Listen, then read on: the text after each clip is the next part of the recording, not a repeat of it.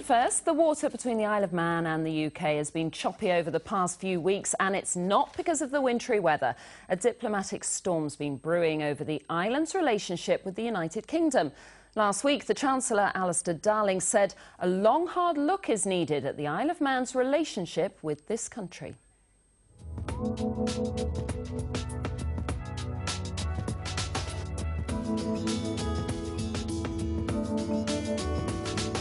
Welcome to the Isle of Man. 33 miles long and 13 miles wide.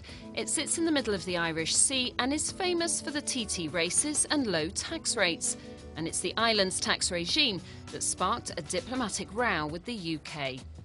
We really do need to have a long, hard look about the relationship between this country and the Isle of Man, a tax haven sitting in the Irish Sea. Well, it was disappointing, really, in terms that I think there was a clear misunderstanding of the link between the Isle of Man and the United Kingdom government and its status, and I think that was unfortunate.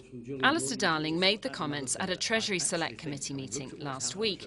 He also said the UK government couldn't guarantee the savings of people who invested in the offshore Isle of Man branch of the troubled Icelandic bank Kaupthing Singer and Friedlander.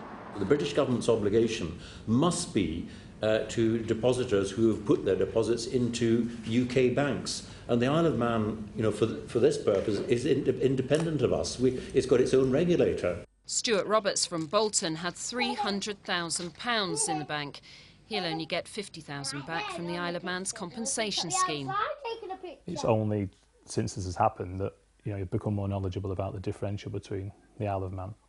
But they are a Crown dependency, and ultimately, from a legislative point of view, the UK government is responsible for representing them on an international level.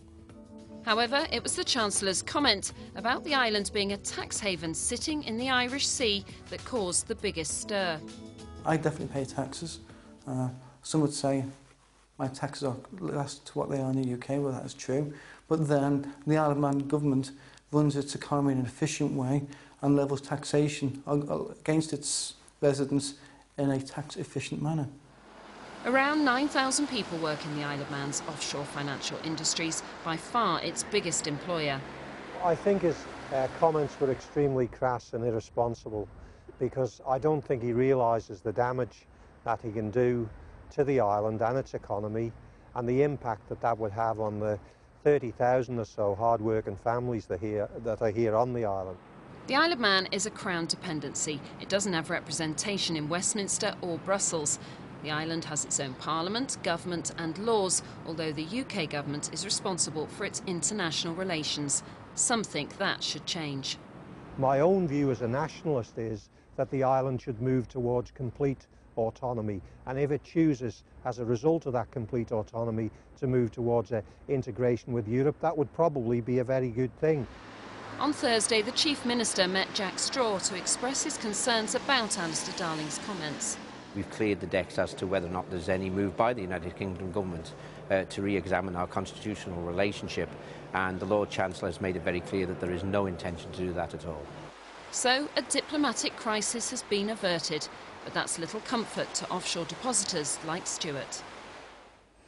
Well, we spoke to the UK Treasury, who said the following. As the Chancellor has made clear, it's vital that in these times of global economic turbulence, we make sure that the financial regulatory framework between the UK and the Crown dependencies is appropriate. There you go. Hope that's clear. Don't blame me. I just read the statement they give me.